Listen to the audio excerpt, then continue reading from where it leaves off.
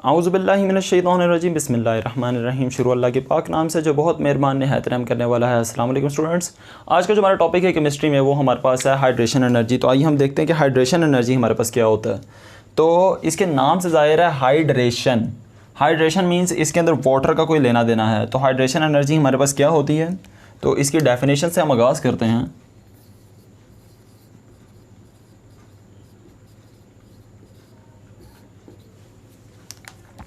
The amount of energy, the amount of heat, the amount of heat released or absorbed when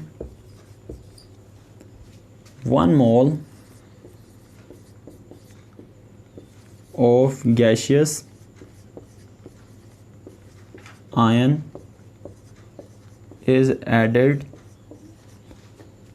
in water to give an infinitely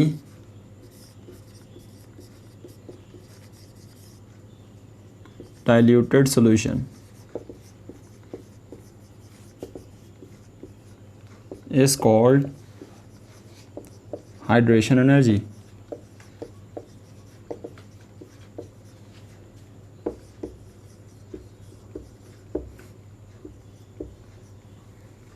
The amount of heat released or absorbed when 1 mole of gaseous ion is added to water. ये वो amount of heat है, ये गर्दिश की वो एक मिकदार है जो कि रिलीज़ होती है या हमारे पास एब्जॉर्ब होती है जब हमारे पास 1 मोल कोई भी गैशियस एटम का गैशियस आयन का ऐड होता है पानी में, जिससे हमारे पास इन्फिनिटली, मतलब हम उसको तय नहीं कर सकते कितना डाइल्यूट है, वो डाइल्यूटेड हमारे पास जो है ना सोल्यूशन हमारे पास आता है। This is called hydration energy. इसको हम हाइड्रेशन एनर्जी कहते हैं। तो इसकी एग्जांपल अब हम देखते हैं। तो इसकी एग्जांपल हमारे पास क्या है, तो अगर हम उसकी एग्जांपल दें हाइड्रोजन को, अगर हमने 1 मोल हाइड्रोजन जो है गैस उसको ऐड करवाना है हमने वाटर में,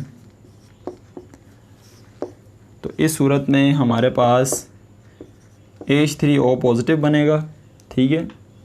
और इसके साथ हमारे पास जो अमाउंट ऑफ हीट रिलीज़ होगी ना वो है हमारे पास बड़ी ट्रमेंडस अमाउंट 1075 किलो जॉल पर मोल, ठीक है। ये बहुत ही ठीक ठाक अमाउंट ऑफ एनर्जी जो है ना वो रिलीज़ हुई है।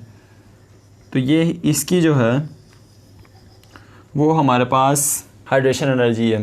अब ये अमाउंट क्यों आई है, तो अगर हम उसकी बात करते चाहें कि ये अमाउंट कम या ज़्यादा क्यों होती है, तो उन फैक्टर्स पे आते हैं। तो वो फैक्टर्स कौन कौन से हैं जिनसे ये अमाउंट कम या ज़्यादा होती है। वो फैक्टर एक ही है, द हाइड्रेशन एनर्जी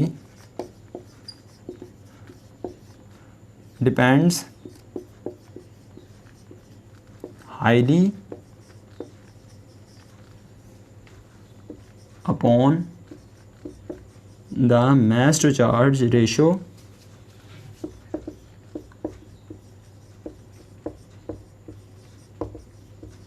जिसको हम कहते हैं charge density.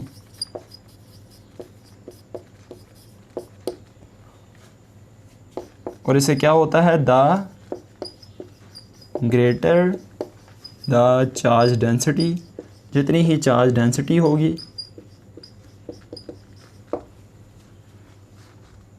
Greater the hydration energy and vice versa.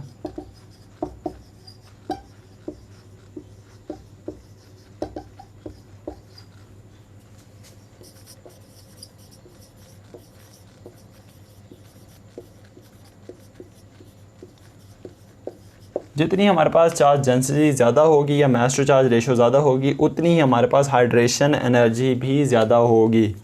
तो ये हमारे पास इसका एक फ़ॉर्मूला है। तो यहाँ पर हम लिख सकते हैं hydration energy is directly proportional to charge density.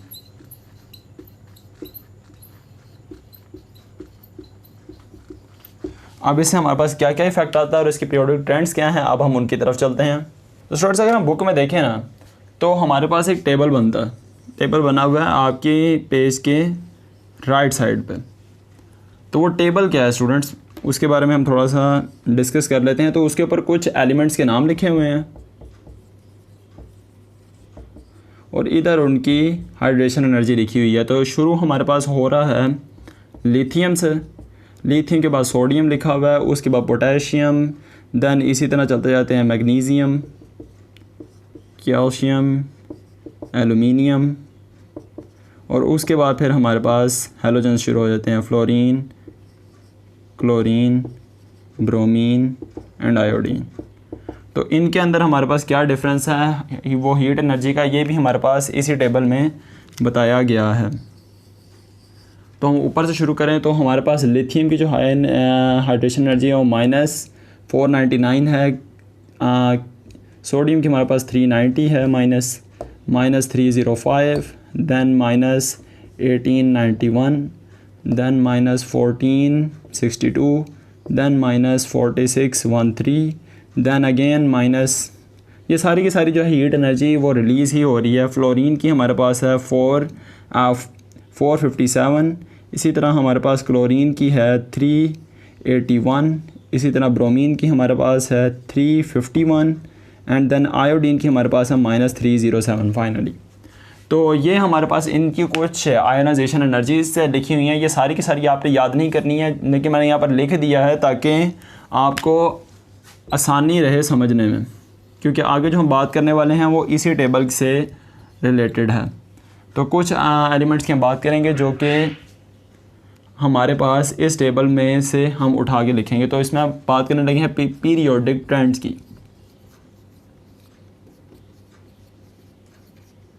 Periodic trend इसका क्या है, अगर हम डाउन द ग्रुप जाएं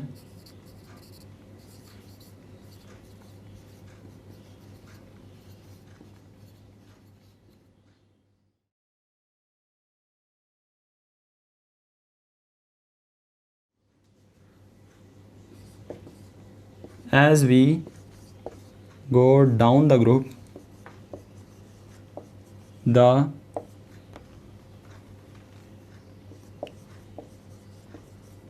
charge density decreases, therefore the hydration energy also decreases.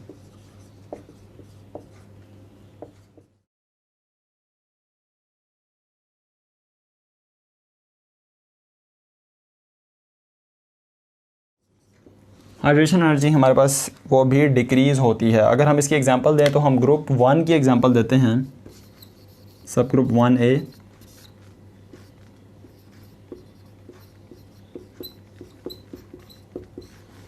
तो ग्रुप 1A में हमारे पास हम 3 की ही एग्जांपल देते हैं, लिथियम की, और हम देन एग्जांपल देते हैं हमारे पास सोडियम एंड देन हमारे पास पोटेशियम।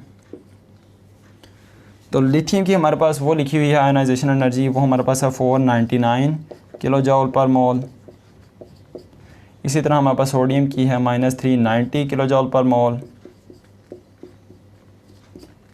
और हमारे पास धन पोटेशियम की है -305 किलो जॉल पर मोल। तो ये तो हमारे पास आ गया down the group. Along the periods हमारे पास क्या हिसाब किताब है।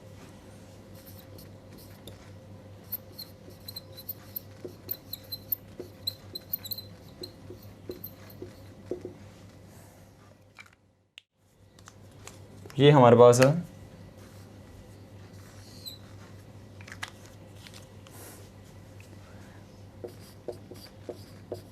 along left to right in a period the hydration energy increases as the charge density increases. तो charge density along the period increase होती है, इसी वजह से हमारे पास हाइड्रेशन एनर्जी भी इंक्रीज़ होती है। तो यहाँ पर भी अगर हम एग्जांपल लिखें तो हम ग्रुप 3 की जो है, पीरियड 3 की जो है एग्जांपल देते हैं।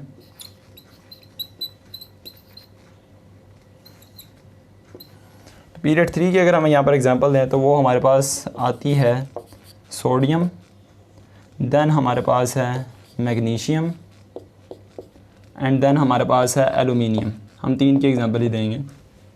तो सोडियम के हमारे पास आयोनाइजेशन एनर्जी है -499 किलो जूल पर मोल। मैग्नीशियम की हमारे पास है -1891 किलो जूल पर मोल। और इसी तरह एलुमिनियम की हमारे पास है -4613 किलो जूल पर मोल। तो यहाँ पर हमारा टॉपिक हो जाता है स्टूडेंट्स कंप्लीट। आई होप आपको आज के टॉपिक की समझ आई होगी। अगर आपको इसमें कोई क्वेश्चन आता हो मैं कमेंट सेक्शन में ज़रूर पूछिएगा, हम उसका जवाब इंशाल्लाह ज़रूर देंगे। अगर आपको हमारी वीडियो अच्छी लगी तो इस वीडियो को लाइक करें, हमारे चैनल को ज़रूर सब्सक्राइब करें। अब हमारी मुलाकात होती है नेक्स्ट लेक्चर में। अल्लाह हाफ़िज़।